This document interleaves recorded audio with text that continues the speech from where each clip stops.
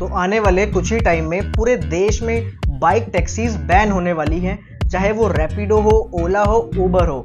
अब मैं ऐसा क्यों कह रहा हूँ, आइए मैं आपको समझाता हूँ। तो तकरीबन 1 महीने पहले मैंने भी वीडियो के थ्रू आपको बताया था कि कैसे ओला, उबर या फिर जो रैपिडो है, कर्नाटक हाई कोर्ट पहुंचे थे। हाई कोर्ट ने उन पर बैन लगा दिया था, लेकिन 6 हफ्तों का टाइम दिया था और सरकार से भी कहा था, कर्नाटक की सरकार से कहा था कि आप इनके लिए रूल्स एंड रेगुलेशंस बनाइए जिसके तहत ये काम कर पाए कर्नाटक स्टेट में। लेकिन सरकार ने सभी कंपनीज को ये साफ कर दिया था कि हमारा कोई इंटेंशन नहीं है आपके लिए कोई भी रूल्स बनाने का।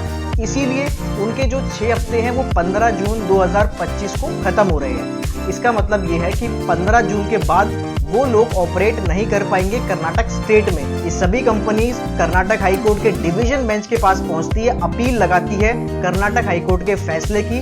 लेकिन अपील में भी साफ हो गया है, कर्नाटक हाई कोर्ट ने कैंसिल कर दी अपील, डिसमिस कर दी है कि नहीं, हम आपको कोई भी रिलैक्सेशन नहीं देंगे। अगर सरकार रूल बनाती है तो आप ऑपरेट करेंगे, वरना आप अपना ऑपरेशन बंद कर देंगे, जो भी हमने डेट बताई थी।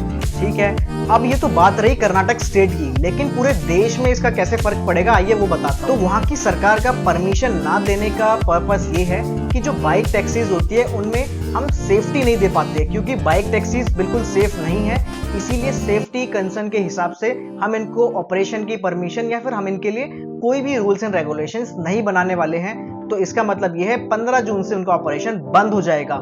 लेकिन इस पूरे ऑर्डर से, इस पूरे जजमेंट से 6 लाख वर्कर्स अफेक्ट होने वाले हैं। इसीलिए ये जो कंपनीज हैं जितनी भी है, ओला, उबर, रैपिडो, क्योंकि रैपिडो उसमें सबसे बड़ा प्लेयर है बाइक टैक्सीज में, तो ये सभी मिलकर सुप्रीम कोर्ट का अप्रोच जरूर करेंगे, सुप्रीम कोर्ट जरूर आएंगे और कर्नाटक हाई कोर्ट के इस फैसले को चुनौती देंगे। अब अगर सुप्रीम कोर्ट में भी इनका जो ये फैसला है ये डिसमिस हो जाता है, अपील डिसमिस हो जाती है, तो फिर जो भी सुप्रीम कोर्ट का फैसला होगा वो पूरे देश में लागू हो सकता है। इसका मतलब ये है कि हो सकता है पूरे देश में ही इनके लिए या तो रूल्स एंड रेगुलेशंस बने, केंद्र सरकार बनाए या फिर सुप्रीम कोर्ट बनाए, या फिर इनका ऑपरेशन बंद हो सकता है।